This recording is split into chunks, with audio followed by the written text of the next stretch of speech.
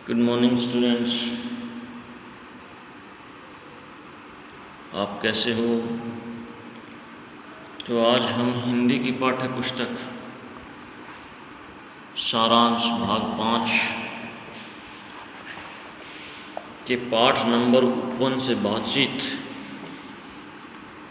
जिसके रचयिता भारत भूषण अग्रवाल जी हैं, और इस कविता के माध्यम से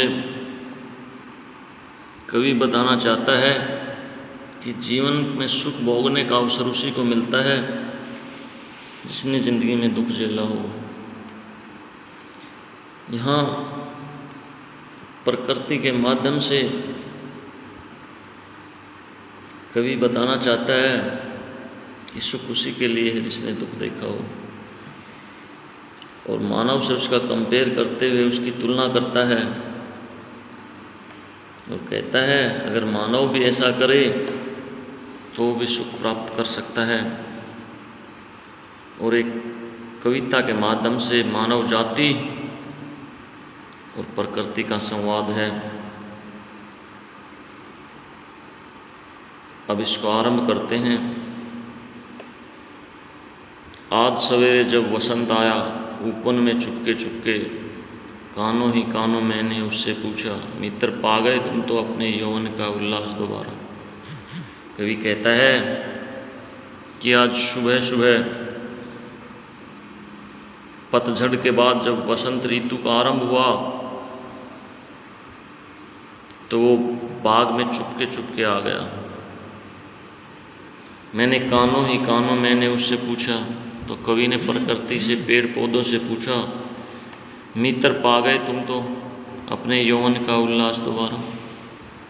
तो कवि कहता है कि हे मित्र, हे मेरी प्रकृति के पेड़ पौधों, तुम्हें तो दोबारा जवानी की खुशी मिल गई है। गमक उठे फिर प्राण तुम्हारे, गमक मीनिंग चमक उठे, महक उठे फिर प्राण तुम्हारे, फूलों सा मन फिर मुस्कुराया। कवि कहता है कि बसंत ऋतु के कारण बसंत ऋतु में ना तो ज़्यादा गर्मी होती न ज़्यादा सर्दी होती, मौसम सुहावना होता है, वृक्षों पर नए नए पत्ते आ जाते हैं। तो कवि को लगता है कि इन्होंने दोबारा जवानी को प्राप्त कर लिया है। फूलों सा मन फिर मुस्काया। कवि कहता है कि फूलों सा जो मन है ये दोबारा मुस्कुराया है, पर साथी क्या दोगे मुझको, मेरा यौवन मुझे दोबारा मिल न सकेगा।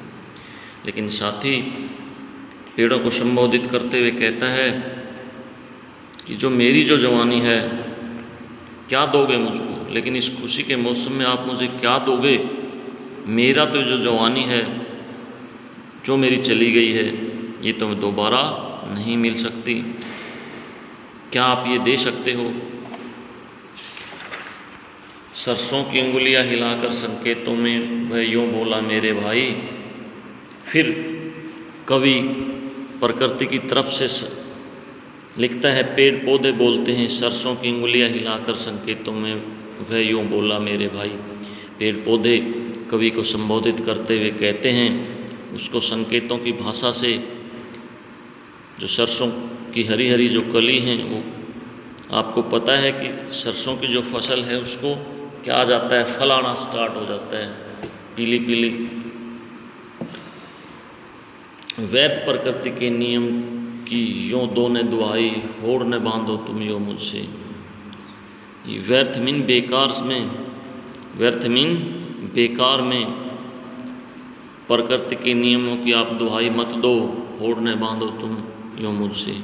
मेरे से आप क्या मत करो, होड़ मत करो।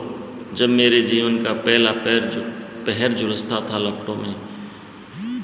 पेड़ कवि को बताते हैं, मानव जाति को बताते हुए कहते हैं, जब मेरे जीवन का पहला पैर झुलसता था लपटों में, तुम बैठे थे बंद उसीर पटों से गिरकर।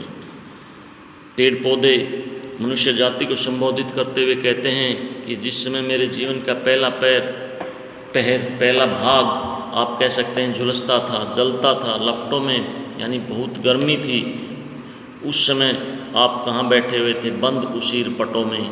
उसीर पटों का मीनिंग क्या है, खस के किवाड़, ये एक तरह के दरवाजे होते हैं, आप उस गर्मी के मौसम में अंदर बैठे हुए थे और मैं बाहर झुलस रहा था। मैं जब वर्षा की बाढ़ों में डूब डूब उतराया था और फिर गर्मी के बाद वर्षा ऋतु में बहुत ज़्यादा पानी गिरने के कारण मैं कभी उसमें डूबता था, कभी बाहर निकलता था। उस समय तुम हंसते थे, उस समय तुम मेरी क्रीड़ा देखकर हंसते थे, मेरी क्रिया देखकर आप हंसते थे। वाटरप्रूफ कवच को ओढ़े, और उस समय आपने अपने शरीर पर क्या ओढ़ा हुआ था? वाटरप्रूफ का कवच का मीनिंग क्या है?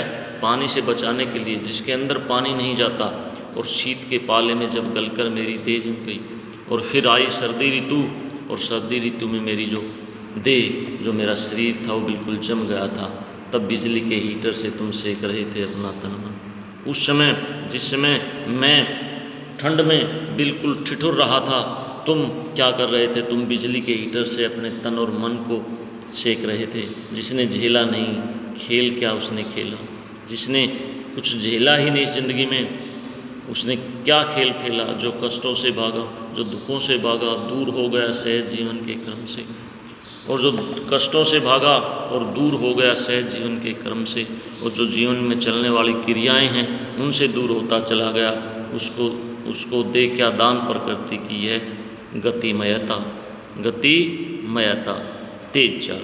तो उसको जो जीवन के क्या है, जीवन का जो कर्म है उसी को छोड़कर, गर्मी आई तो गर्मी को दूर करने के रास्ते उपाय निकाल लिए, बरसात आई तो वाटरप्रूफ पहन लिया, सर्दी आई तो हीटर लगा के उस सर्दी को दूर कर दिया। जो इस प्रकार कष्टों से भाग चुका है और दूर होता चला जा रहा है सहज जीवन के क्रम से, उसको दे क्या दान प्रकृति की है गतिमयता। एक प्रकृति की ये जो तेज चाल है उसको क्या दान दे सकती है? यह नवबेला पीड़ा के माथे पर ही आनंद तिलक चढ़ता आया है।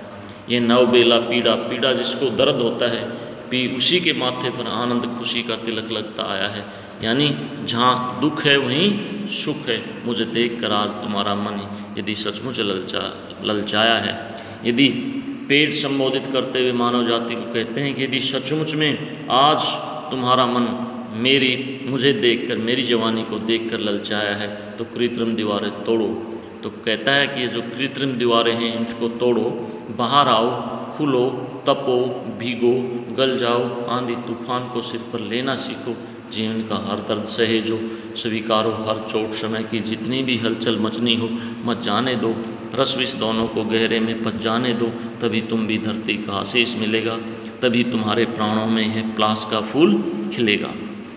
तो कवि कहता है कि सचमुच आप ये चाहते हैं कि मेरे जीवन में, मेरी ज़िंदगी में भी दो बार जवानी आए और मेरे तरह आप बने, तो एक कृत्रिम जो बनावटी दीवारें हैं इनको तोड़ दो, इनसे बाहर आओ, खुलो, गर्मी में तपो, वर्षा में भीगो और सर्दी में सर्दी सहन करने की ताकत पैदा करो, आंधी तूफानों को, और जो आंधी और तूफान आती है इनको अपने सिर के ऊपर लेना सीखो, स्वीकारो हर चोट समय की, और समय के साथ जो चोट लगती है उसको स्वीकारो, उसको ग्रहण करो, उसको प्रकृति का एक प्रसाद के रूप में मानो। जितनी भी हलचल मचनी हो मत जाने दो, जितनी भी हलचल मचनी हो मत जाने दो, लेकिन कृत्रिम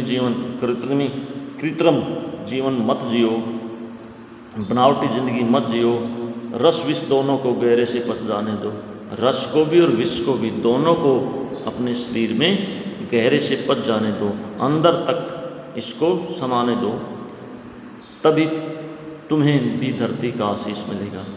तब तुम्हें जिस तरह मुझे धरती का आशीष मिला है, धरती का आशीष मिला है, उसी तरह आपको भी क्या मिलेगा? ये आशीर्वाद मिलेगा। तभी तुम्हारे प्राणों में प्लास का फूल खिलेगा, तभी तुम्हारे जो प्राण हैं, जो टेसु का फूल है, एक प्लास एक फूल होता है, ये आपके प्राणों में ये खिलेगा। कुल मिला के कवि ये बताना चाहता है कि इंसान को ये जो कृत्रिम बनावटी जो ज़िंदगी है इसको छोड़कर प्रकृति के साथ और प्रकृति के पास मिलकर, प्रकृति के विरुद्ध न चलकर, प्रकृति के नियमों के साथ साथ चलकर जीवन जीना चाहिए। अगर वो ऐसा जीवन जिएगा तो उसकी ज़िंदगी में भी क्या आएगी? खुशी आएगी, बाहर आएगी, उसमें भी जवानी आएगी। जिस तरह पेड़ पौधों में बसंत ऋतु में जवानी आ जाती है।